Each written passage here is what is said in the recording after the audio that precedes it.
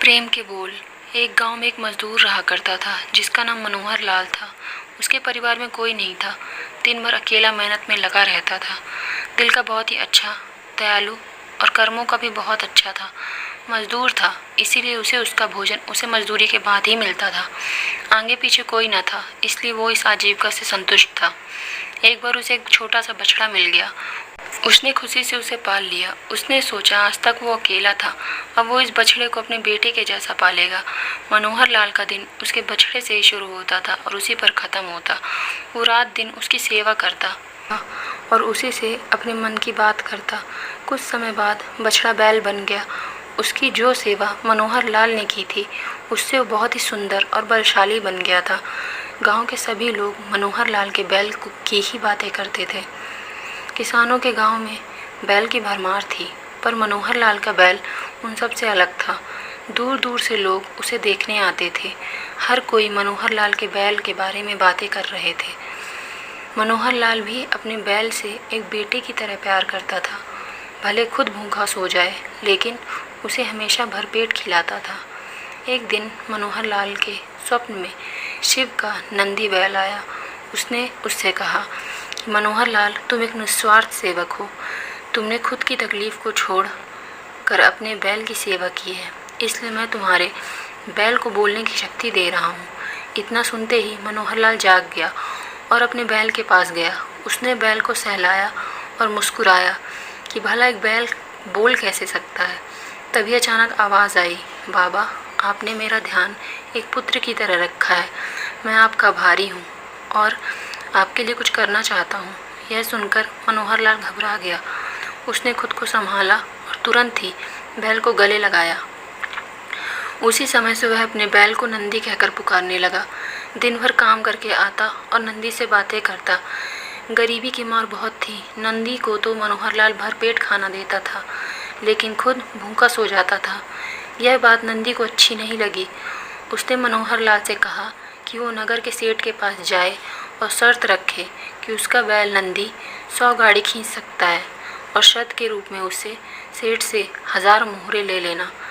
मनोहर लाल ने कहा, नंदी, तू पागल हो गया है? भला कोई बैल इतना भार वहन कर भी सकता है? मैं अपने जीवन से खुश हूँ, मुझे यह नहीं करना।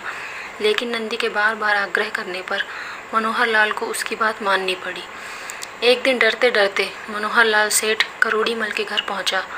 करोड़ी मल ने उससे आने का कारण पूछा। तब मनोहर लाल ने शर्त के बारे में कहा। सेठ ज़ोर ज़ोर से हंसने लगा। बोला, मनोहर लाल, बैल के साथ रहकर क्या तुम्हारी मति भी बैल जैसी हो गई है? अगर शर्त हार गए तो 1000 मोहर के लिए तुम्हें अपनी झोपड़ी तक बेचनी पड़ेगी। यह सुनकर मनोहर लाल और डर गया, लेकिन मुँह से निकली बात पर मुकर भी नहीं सकता था। शर्त का दिन तय किया गया और सेठ करोड़ी मल ने पूरे गांव में ढोल पिटवाकर इस प्रतियोगिता के बारे में गांव वालों को खबर दी और सभी को यह अद्भुत नज़ारा देखने बुलाया। सभी खबर सुनने के बाद मनोहर लाल का मजाक उड़ाने लगे और कहने लगे कि यह शर्त तो मनोहर लाल ही हारेगा। यह सब सुनकर मनोहर लाल को और अधिक डर लगने लगा और उसे नंदी से घृणा होने लगी। वो उसे कोसने लगा, बार बार उसे दोष देता और कहता, कहाँ मैंने इस बैल को पाल लिया, मेरी अच्छी भली कट रही थी।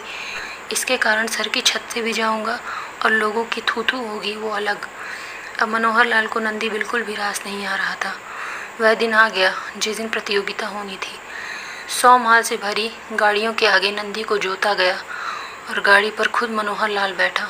सभी गांव वाले यह नज़ारा देख हंस रहे थे और मनोहर लाल को बुरा भला कह रहे थे। मनोहर लाल ने नंदी से कहा, देख, तेरे कारण मुझे कितना सुनना पड़ रहा है। मैंने तुझे बेटे जैसा पाला था और तूने मुझे सड़क पर लाने का काम किया। मनोहर लाल के ऐसे घृणित शब्दों के कारण नंदी को गुस्सा आ गया और उसने ठान ली कि वो एक कदम भी आगे नहीं बढ़ाएगा। और इस तरह मनोहर लाल शर्त हार गया। सभी ने उसका मजाक उड़ाया और उसे अपनी झोपड़ी सेठ को देनी पड़ी। अब मनोहर लाल नंदी के साथ मंदिर के बाहर पड़ा हुआ था और नंदी के सामने रो रो कर उसे कोस रहा था।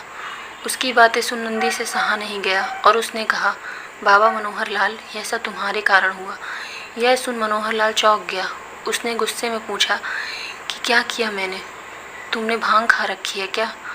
तब नंदी ने कहा कि तुम्हारे प्रेम के बोल के कारण ही भगवान ने मुझे बोलने की शक्ति दी और मैंने तुम्हारे लिए यह सब करने की सोची, लेकिन तुम उल्टा मुझे ही कोसने लगे और मुझे ही बुरा भला कहने लगे। तब मैंने ठानी मैं तुम्हारे लिए कुछ नहीं करूँगा। लेकिन अब मैं तुमसे फिर से कहता हूँ कि मैं 100 गाड़ियाँ खींच सकता हूँ। तुम जाकर फिर से शर्त लगाओ और इस बार अपनी झोपड़ी और 1000 मुहर की शर्त लगाना।